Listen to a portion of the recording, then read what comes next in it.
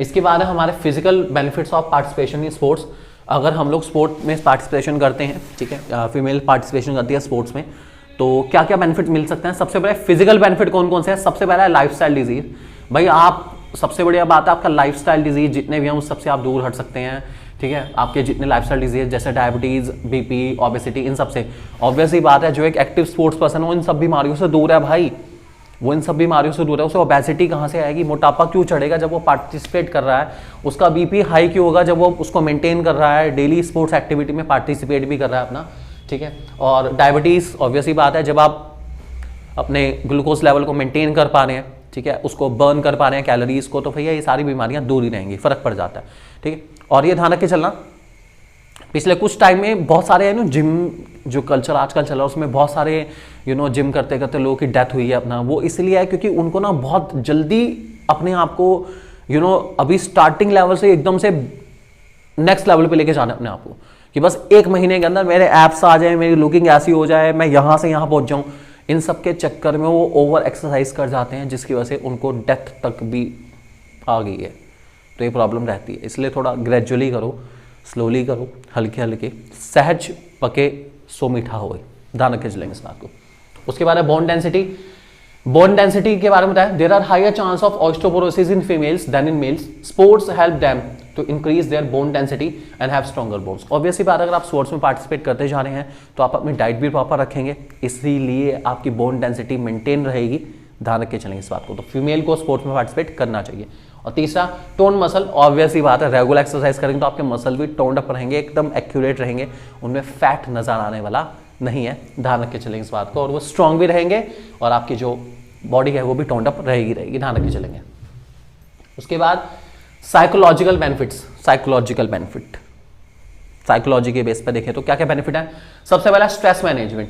भैया इंसान है, उसका माइंड बहुत सारी चीज़ों में चलता है, अगर वो इंसान अपने दिमाग को स्पोर्ट एक्टिविटी में लगाना शुरू कर दे तो सबसे अच्छी बात है उसके दिमाग में इधर उधर की ये वो पुष्पा, अंजलि, इन सब की बातें आने वाली नहीं है। तो भैया अपने दिमाग को स्पोर्ट्स में लगाओ, ठीक है, अपने दिमाग को लगाओ स्पोर्ट्स में, ताकि आपको ये चुगलियाँ करने की नीड ना पड़े और अपने दिमाग को स्ट्रेस फ्री भी रख पाए, ये अच्छा भी है अपने लिए, ध्यान रख के चलेंगे।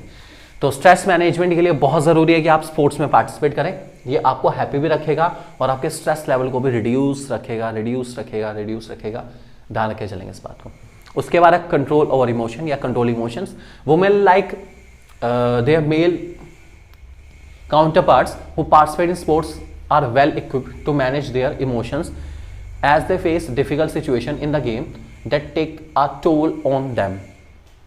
A regular participation makes them emotionally stronger। तो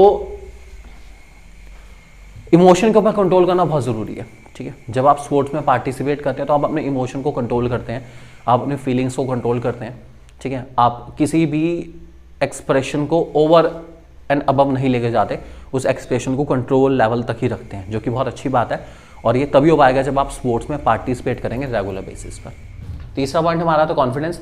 ये पॉइंट तो अपने आप ही बहुत सिंपल है कि जब आप स्पोर्ट्स में रेगुलर बेसिस पे पार्टिसिपेट करते रहेंगे तो आपके अंदर एक कॉन्फिडेंस गेन होगा कि हाँ आप इस एक्टिविटी को बहुत अच्छे से कर पा रहे हैं, तो आप लाइफ के हर एक टास्क को बहुत अच्छे से परफॉर्म कर सकते हैं। क्योंकि ज़िंदगी में क्या जंगी तो है, लड़नी है, ज़िंदगी एक खेल है, खेल लो, कोई दिक्कत नहीं।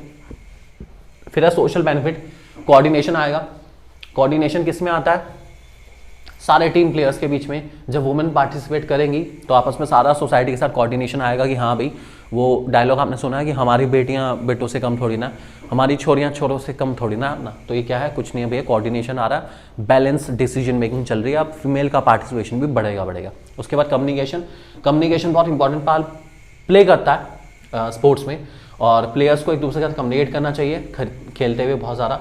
अगर फीमेल पार्टिसिपेट करेंगी तो वो ज़्यादा बोलेंगी भी, एक्सप्रेस भी कर पाएंगी और अच्छे से कम्युनिकेट कर पाएंगी, तो उनका प्लेइंग लेवल भी ऑटोमेटिकली इंप्रूव हो जाएगा।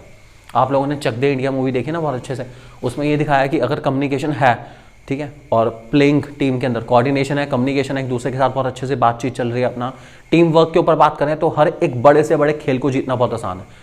सो वो कोऑर्डिनेशन और कम्युनिकेशन के दम पर ही पॉसिबल हो सकता है। और उसके बाद इंटर रिलेशनशिप का मतलब वही एक दूसरे के साथ टीम स्पिरिट में चलना, एक दूसरे के साथ कोऑर्डिनेट करके चलना हर एक्टिविटी के अंदर, ताकि आप अच्छे से अच्छा परफॉर्म कर पाएं।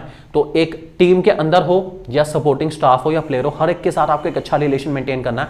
आपके जो टीम के जितने भी सपोर्टर्स हैं सबके साथ आपको एक बहुत अच्छा रिलेशन मेंटेन करना है। आप फील्ड पे हो या फील्ड के बाहर हो, आपको सबके साथ एक अच्छा रिलेशन मेंटेन करके चलना है, ये बहुत ज़रूरी है।